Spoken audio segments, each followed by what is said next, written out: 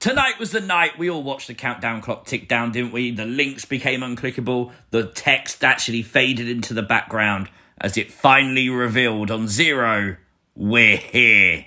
We would then get the glitched intro to Monday Night Raw, the one where Sister Abigail, the veiled bride, whoever that is meant to be, replaces CM Punk. While we would spot what we think was a Pluto logo between the Unholy Union and people would see what we think are just shadows of people in the crowd, I think they could just be workers though. One thing's for sure, it's the return of everyone's favourite Things You Might Have Missed segment.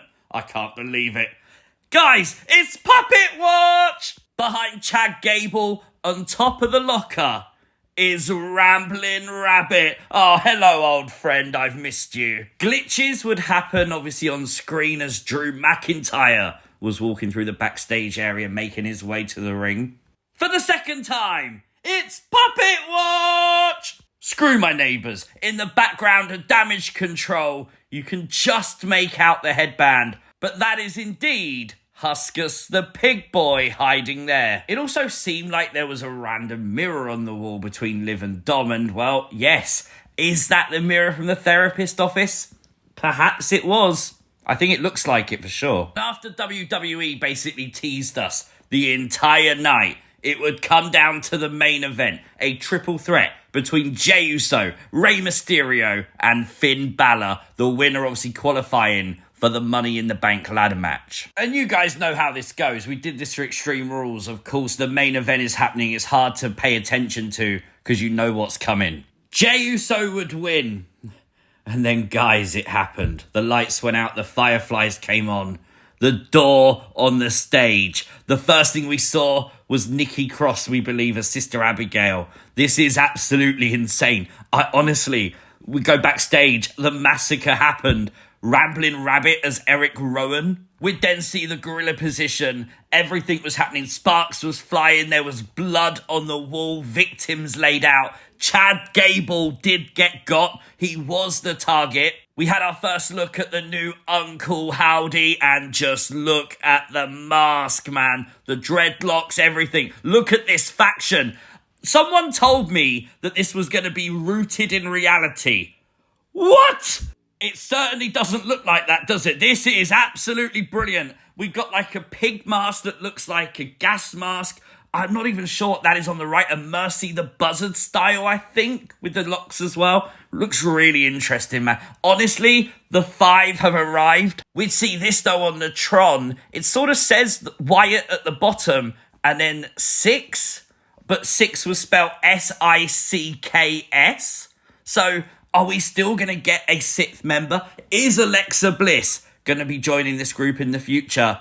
I don't know. Honestly, I marked out like crazy. This is absolutely amazing. I thought I'd never see something like this in WWE again. And I'm so pleased that Bo Dallas, Uncle Howdy, this group is here. This is Things You Might Have Missed from probably the best Raw of the year. Make sure you hit the like button. And if you are new to the channel, hit the subscribe button too. Raw would start off tonight with the return of Seth freaking Rollins. This was so well done. They know the world was watching for the Uncle Howdy faction, and they got Seth. You're not going to complain at that at all. What a moment. What a return for Seth, as he sort of hinted that he wanted to go into Money in the Bank to get back his championship. Well, he doesn't have to, because Damian Priest would come out. Damian obviously tries to be a fighting champion, and he would challenge Seth to a one-on-one match for the title at Money in the Bank. We know that Damian Priest so far hasn't won a match without help. Could this be Seth's way to get the title back, perhaps? I don't know. We'll have to wait and see at Money in the Bank, but I'm pumped that Seth Rollins is back. And you can't tell me WWE wasn't trolling. We went from a return at the start of the show with Seth Rollins to the second segment of the night being Chad Gable having a mystery opponent, just days after we created a theory that was pretty widespread accepted that Chad Gable could be a future target of Uncle Howdy. And his opponent? Braun Strowman, a Wyatt family OG member. That's got to be a troll, right? Braun would dispose of Chad Gable in very quick fashion, let's be honest. It was quicker than I thought. And it wasn't over there, though. Chad Gable once again abusing the members of Alpha Academy. This time, though, Otis would stand up to him, shoving him into the corner and leaving with his friends. So even if this was a troll by WWE, this is something they've built to for weeks. You're not going to be disappointed. And let's be honest, when Chad Gable was in the ring all by himself, once again, we couldn't take our eyes off the show. Such amazing booking tonight. One of the biggest talking points tonight was Drew McIntyre quit WWE. He stood in the ring and he just basically had enough. We'd even see exclusive footage after a commercial break of Drew just walking out, saying he's serious. Drew McIntyre quitting is not what we expected, but it makes sense after the loss in Scotland.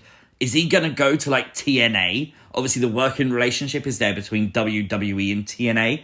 I don't believe for a second this is real, but I mean, literally in this world, anything's possible, right? We would see Io Sky qualify for the Money in the Bank ladder match tonight, but only because Liv Morgan distracted Zelina Vega. Obviously, their problems last week spilling over to tonight. Liv wearing Dom's jacket.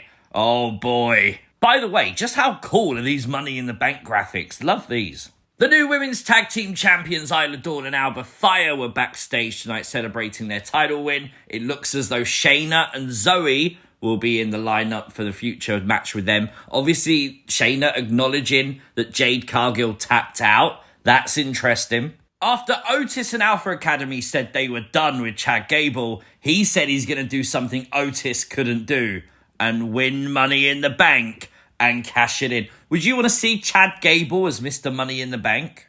Liv Morgan would come out during a match between Carlito and Dragon Lee to approach Dom. Zelina would attack Liv. They're definitely going to do Liv and Zelina at Money in the Bank, aren't they? Carlito would pick up the win over Dragon Lee, which is cool. Carlito, I can't remember the last time he won a match, so I feel like he needed this tonight. Later on, Liv would offer to give the vest back to Dom if he took it off. He accepted, and he got caught by Damian Priest, who would then try to warn Liv Morgan off of Dominic Mysterio. Didn't really work. Liv was having none of it. Honestly, this stuff is just absolute gold. And if you're wondering why I'm not upset that Liv Morgan's doing all this with Dom this week, it's blatantly because I'm too excited Rambling Rabbit's back. Ludwig Kaiser would get involved in a match between Sheamus and Bron Breakker tonight, causing a DQ, but obviously the result of this was spears for everyone and Bron Breakker standing tall, eyeing up the IC belt. Could we be setting up for a fatal four-way for the Intercontinental title? I'd love that. We found out tonight that CM Punk will be on SmackDown this Friday. He did allude to this during the press conference on Saturday. And we also found out on social media the number one contenders battle royal on NXT tomorrow night will start the show. And we heavily expect that we're going to get people from outside of WWE in this battle royal. People most likely from TNA. So definitely worth a watch. 10 out of 10. Genuinely, just raw 10 out of 10. Absolutely perfect. Let me know all your thoughts in the comment section down below. Like the video, share the video, and if you are new to the channel, hit the subscribe button, and I'll catch you next time. My voice is going. Bear with me. Peace!